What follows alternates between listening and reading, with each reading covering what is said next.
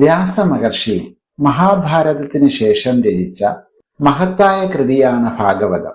ഭാഗവതത്തിലെ മഹാബലിയുടെയും ഭഗവാൻ വാമനന്റെയും കഥയാണ് story box ഈ ഓണത്തിന് സ്പെഷ്യൽ എപ്പിസോഡായി അവതരിപ്പിക്കുന്നത്. പണ്ട് കഥകൾ പറയുന്ന ആളെ സൂതൻ എന്നാണ് വിളിച്ചിരുന്നത്. ഒരിക്കൽ സൂതൻ ഭഗവത് കഥകൾ പറയുന്ന സമയത്ത് ശൗനകാദി ഋഷികൾ സർവലോകനാഥനായ ശ്രീ മഹാവിഷ്ണു ബലിയുടെ അടുക്കൽ നിന്ന് എന്ത് കാരണത്താൽ ദരിദ്രന്മാരെ പോലെ വെറും 3 മണ്ണി യാചിച്ചു എന്നും ഭൂമി ലഭിച്ച ശേഷം അദ്ദേഹത്തെ എന്ത് കാരണത്താൽ ബന്ധിച്ചു എന്നും ചോദിച്ചു. നിരപരാധിയായിരുന്നിട്ട് കൂടി എന്ത് കാരണത്താൽ ഇങ്ങനെയൊക്കെ സംഭവിച്ചു എന്നും ചോദിച്ചു. ശ്രീശുക ബ്രഹ്മഋഷി പരീക്ഷിത്ത് മഹാരാജാവിന് പറഞ്ഞുകൊടുത്ത ആ സംഭവം സൂതൻ പറയാൻ തുടങ്ങി. യജ്ഞത്താലും ബ്രാഹ്മണ അനുഗ്രഹത്താലും ശക്തനായ ബലി സ്വർലോകം കീഴടക്കി.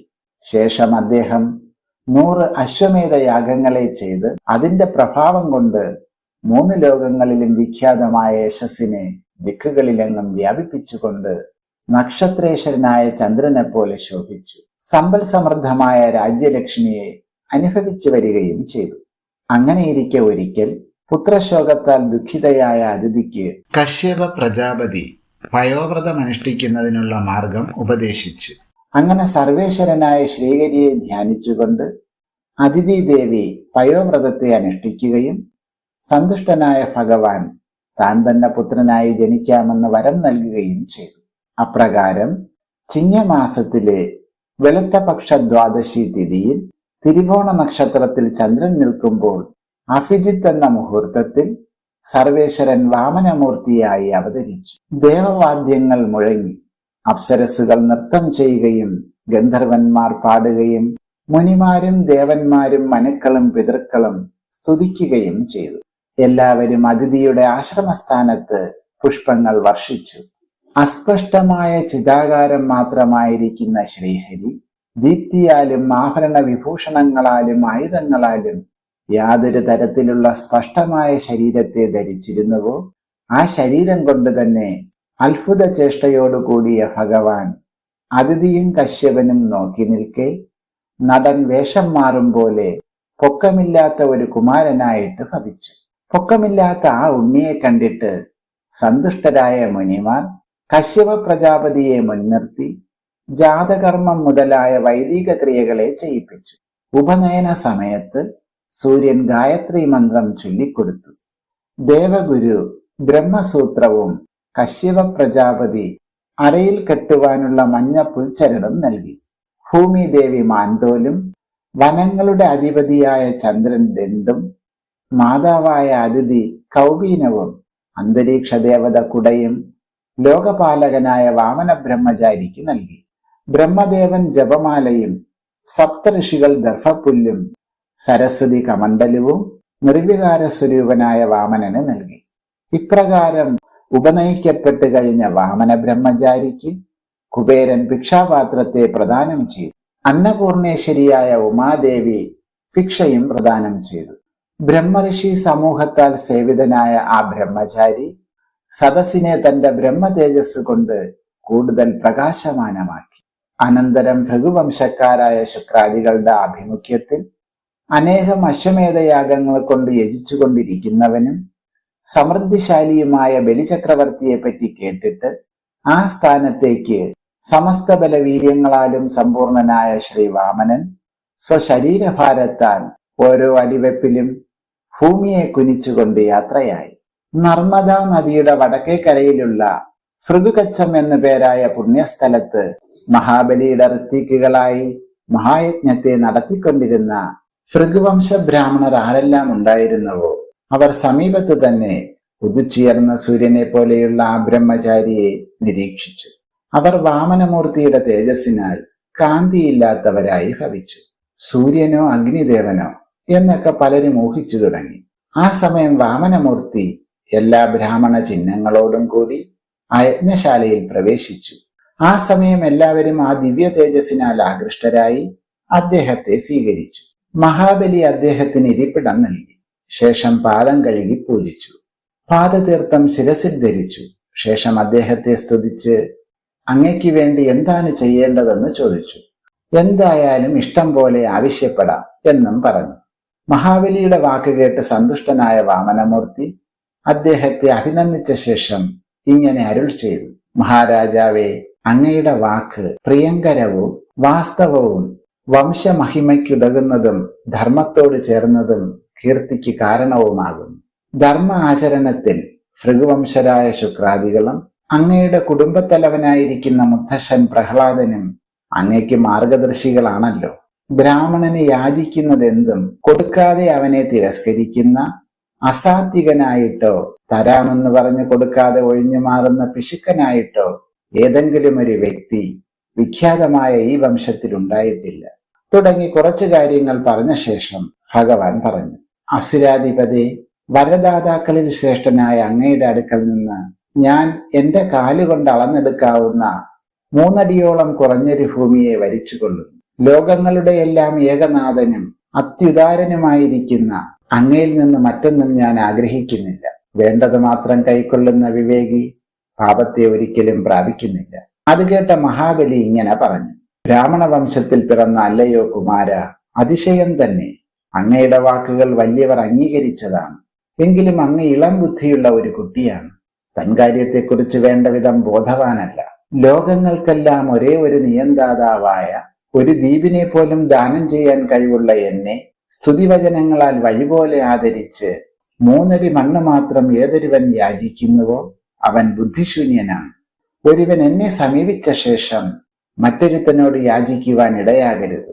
അതുകൊണ്ട് ഹേ ബ്രഹ്മചാരി, ജീവിതവൃത്തിക്കുതകുന്ന ശ്രേഷ്ഠമായ ഭൂമിയെ ഇഷ്ടം പോലെ എന്നോട് വരിച്ചോളൂ എന്ന് പറഞ്ഞ ബലിയോട് വാമനമൂർത്തി ഇപ്രകാരം പറഞ്ഞു: മഹാരാജാവേ, 3 ലോകങ്ങളിലും അത്യന്തം പ്രിയങ്കരങ്ങളായ വിഷയങ്ങൾ എത്രയുണ്ടോ അവ മുഴുവനും ഇന്ദ്രിയ നിഗ്രഹം ചെയ്യാത്ത ഒരുവനെ സന്തുഷ്ടനാക്കി തീർക്കുവാൻ പോന്നതല്ല എന്ന് തുടങ്ങി പലതും പറഞ്ഞ ശേഷം തന്റെ ആവശ്യത്തിൽ ഉറച്ചു നിന്നു. അപ്പോൾ മഹാബലി ചിരിച്ചുകൊണ്ട് ഇച്ഛിച്ച വിധം എടുത്തുകൊണ്ടാലും എന്ന് പറയുകയും വാമനന് ഭൂമിയെ ദാനം ചെയ്യാൻ ജലപാത്രം എടുക്കുകയും ചെയ്തു. അപ്പോൾ ബലിയുടെ ഗുരുവായ ശുക്രാചാര്യർ അദ്ദേഹത്തോട് അത് വിഷ്ണുവാണെന്നും ഈ ദാനം ചെയ്യുകയാണെങ്കിൽ ഐശ്വര്യം നഷ്ടപ്പെടുമെന്നും ഇങ്ങനെയുള്ള അവസരത്തിൽ പറഞ്ഞ വാക്ക് തെറ്റിച്ചാലും കുഴപ്പമില്ല എന്നൊക്കെ അർത്ഥം വരുന്ന വിധത്തിൽ കുറച്ചു നേരം സംസാരിച്ചു. ആലോചനാമഗ്നനായ ബലി ബ്രാഹ്മണന് കൊടുക്കാമെന്ന് പറഞ്ഞതിനെ കൊടുക്കുമെന്നും ഇദ്ദേഹം വിഷ്ണുവാണെങ്കിൽ തന്നെ പരാജയപ്പെടുത്തിയും കാര്യം സാധിക്കാൻ ഇദ്ദേഹത്തിന് കഴിയുമെന്നും ആയതിനാൽ തന്റെ വാക്കിൽ നിന്ന് പിന്മാറില്ല എന്നും പറഞ്ഞു. ക്രുദ്ധനായ ശുക്രാചാര്യൻ ഗുരുവാക്യത്തെ ലംഘിച്ച നിന്റെ ഐശ്വര്യം നഷ്ടപ്പെടും എന്ന് ശപിച്ചു. ആചാര്യനാൽ ശപിക്കപ്പെട്ടവനായിട്ടും മഹാനായ ബലി സത്യത്തിൽ നിന്ന് വ്യതിചലിച്ചില്ല. ഭൂമിയെ സങ്കല്പം ചെയ്ത് ജലം വീഴ്ത്തി ദാനം ചെയ്തു. അന്നേരം വിന്ധ്യാവേലി എന്ന മഹാബലിയുടെ ധർമ്മപത്നി സ്വർണ്ണ നിർമ്മിതമായ കലശത്തെ കൊണ്ടുവന്നു. ശേഷം ബലി വാമനദേവന്റെ പാദം കഴുകി ജലം ശിരസിൽ ധരിച്ചു. അന്നേരം ദേവഗന്ധർവ അപ്സരസുകൾ സന്തോഷത്തോടെ അസുരാധിപതിയെയും അദ്ദേഹത്തിന്റെ പ്രവൃത്തിയെയും സത്യനിഷ്ഠയെയും പ്രശംസിച്ചുകൊണ്ട് പുഷ്പവൃഷ്ടി നടത്തി. ദേവവാദ്യങ്ങൾ മുഴങ്ങി. ശത്രുവെന്ന് അറിഞ്ഞുകൊണ്ട് 3 ലോകത്തെയും ബലിദാനം ചെയ്തു. അപരിച്ഛിന്നമൂർത്തിയായ ശ്രീഹരിയുടെ സത്വാദി ഗുണത്രയത്തെ ഉൾക്കൊള്ളുന്ന വാമനാകാരനായ ആ സ്വരൂപം ആശ്ചര്യകരമായി വളർന്ന് ഏതൊന്നിൽ ഭൂമിയും ആകാശവും ദിക്കുകളും സ്വർലോകവും അധോലോകങ്ങളും സമുദ്രങ്ങളും പക്ഷിമൃഗാദികളും മനുഷ്യരും ദേവന്മാരും ഋഷികളും സ്ഥിതി ചെയ്തിരുന്നു. ആ ദേവന്റെ ശരീരത്തിൽ ബലി സർവ്വലോകങ്ങളെയും ദർശിച്ചു. ഒരടിയാൽ മഹാബലിയുടെ ഭൂമി അളന്നെടുത്തു. 2ാമത്തേതിന് ബാക്കി ലോകങ്ങളും, 3ാമത്തേതിന് ഒരണുപോലും ബലിയുടേതായിട്ട് ബാക്കിയില്ലാതായി. ഇത് കണ്ട അസുരന്മാർ ഇവൻ ബ്രാഹ്മണനല്ലെന്നും വിഷ്ണുവാണെന്നും ധരിച്ച് ബലിയുടെ ഇച്ഛയില്ലാതെ തന്നെ വാമനമൂർത്തിയെ ആക്രമിക്കാനൊരുങ്ങി. അവരെ കണ്ടിട്ട് വിഷ്ണുവിന്റെ അനുചരന്മാർ പൊട്ടിച്ചിരിക്കുകയും നന്ദൻ, സുനന്ദൻ, ജയൻ, വിജയൻ, പ്രബലൻ, ബലൻ, കുമുദൻ, കുമുദാക്ഷൻ, വിക്ഷസേനൻ, ഗരുഡൻ, ജയന്തൻ, ശ്രുതദേവൻ, പുഷ്പദന്തൻ, സാത്വതൻ തുടങ്ങി 10,000 ആനകളുടെ കരുത്തുള്ള വിഷ്ണു പാർഷദന്മാർ അസുര സൈന്യത്തെ തടുത്ത് നശിപ്പിക്കാൻ തുടങ്ങി. ഇത് കണ്ട ബലി അസുരന്മാരെ വിലക്കി നിർത്തി എന്നിട്ട് പറഞ്ഞു: കാലം നമുക്ക് അനുകൂലപ്രദമല്ല. അസുരന്മാരെ സർവജീവജാലങ്ങൾക്കും സുഖത്തെയും ദുഃഖത്തെയും നൽകുന്നതിന് ഏതെന്നാണോ കഴിവുള്ളതായിട്ടിരിക്കുന്നത്, അതിനെ പുരുഷ പ്രയത്നങ്ങൾ കൊണ്ട് മറികടക്കാൻ പുരുഷൻ ശക്തനാകുകയില്ല. ഏതൊരാൾ മുമ്പ് നമ്മുടെ ഉയർച്ചയ്ക്കും ദേവന്മാരുടെ തളർച്ചയ്ക്കും വേണ്ടി ഉണ്ടായിരുന്നുവോ, അതേ കാലാത്മാവായ ഈശ്വരൻ ഇന്ന് അതിന് വിപരീതമായി നിലകൊള്ളുന്നു. സൈന്യം കൊണ്ടും മന്ത്രിമാരെ കൊണ്ടും ബുദ്ധിശക്തി കൊണ്ടും കോട്ടകൾ ഉറപ്പിച്ചതുകൊണ്ടും മരുന്ന് മന്ത്രങ്ങൾ തുടങ്ങിയവ കൊണ്ടും കാലത്തെ ലംഘിക്കാൻ കഴിയില്ല. വിഷ്ണുവിന്റെ കിങ്കരന്മാരായ ഇവരെ പല പ്രാവശ്യം നാം തോൽപ്പിച്ചതാണല്ലോ. ഇന്നവർ നമ്മളെ തോൽപ്പിച്ചിട്ട് അട്ടഹസിക്കുന്നു. ദൈവാനുകൂല്യമുണ്ടാകുമ്പോൾ നമുക്ക് അന്ന് അവരെ പരാജയപ്പെടുത്താം. തക്കതായ കാലത്തെ കാത്തിരിക്കുവിൻ. ബലിയുടെ ഈ വാക്കുകൾ കേട്ട അസുരന്മാർ പാതാളത്തിലേക്ക് പോയി. ശേഷം ഈശ്വരഹിതം മനസ്സിലാക്കിയ ഗരുഡൻ ബലിയെ വരുണപാശത്താൽ ബന്ധിച്ചു. സർവസമർത്ഥനായ ശ്രീവിഷ്ണുവിനാൽ ബലി ബന്ധിക്കപ്പെടുമ്പോൾ ഭൂമിയിലും ആകാശത്തിലും എല്ലായിടത്തും കൂട്ടനിലവിളിയുണ്ടായി. ഐശ്വര്യം നഷ്ടപ്പെട്ടവനാണെങ്കിലും മഹാദാതാവെന്ന കീർത്തി നേടിയവനായി നിൽക്കുന്ന ബലിയോട് വാമനമൂർത്തി പറഞ്ഞു, ഹേ അസുര, അങ്ങയാൽ എനിക്ക് ഭൂമിയിൽ 3 അടി വയ്ക്കാവുന്ന സ്ഥലം ദാനം ചെയ്യപ്പെട്ടിരുന്നു. 2 അടി കൊണ്ട് എല്ലാം അളന്നു കഴിഞ്ഞിരിക്കുന്നു. 3-ാമത്തേതിനുള്ളത് നിർദ്ദേശിച്ചു തരിക. തരാമെന്ന് പറഞ്ഞു തരാതിരുന്നാൽ അങ്ങ് നരകത്തിൽ വസിക്കേണ്ടി വരും. മഹാപ്രഭുവെന്ന് അഭിമാനിച്ചിരുന്ന അങ്ങയാൽ ഞാൻ പോലും കബളിപ്പിക്കപ്പെട്ടു. ആകയാൽ പൊളിവാക്ക് പറഞ്ഞതിന്റെ ഫലമായുണ്ടായ നരകത്തെ വർഷങ്ങളോളം അനുഭവിച്ചു കൊള്ളുക. ഭഗവാന്റെ അവഹേളനത്തിന് പാത്രീഭവിക്കപ്പെട്ട ബലി വ്യതിചലിക്കാത്ത ഹൃദയത്തോടെ മറുപടി പറഞ്ഞു, പാവനകീർത്തിമാനായ മഹാനുഭാവ, ഹേ ദേവശ്രേഷ്ഠ, അങ്ങന്റെ വാക്കിനെ അസത്യമെന്ന് വിചാരിക്കുന്നുവെങ്കിൽ അതിനെ സത്യമാക്കി തീർക്കേണ്ടതുണ്ട്. ആയത് വഞ്ചനയായി സംഭവിക്കാതിരിക്കട്ടെ. എന്റെ ശിരസിൽ 3-ാമത്തെ അടി വെച്ചുകൊണ്ടാലും ഞാൻ അകീർത്തിയെ ഭയപ്പെടും പോലെ നരകത്തെ ഭയപ്പെടുന്നില്ല. അങ്ങ് ദേവന്മാരുടെ എന്ന പോലെ അസുരന്മാരുടെയും നന്മയെ ഇച്ഛിക്കുന്നു.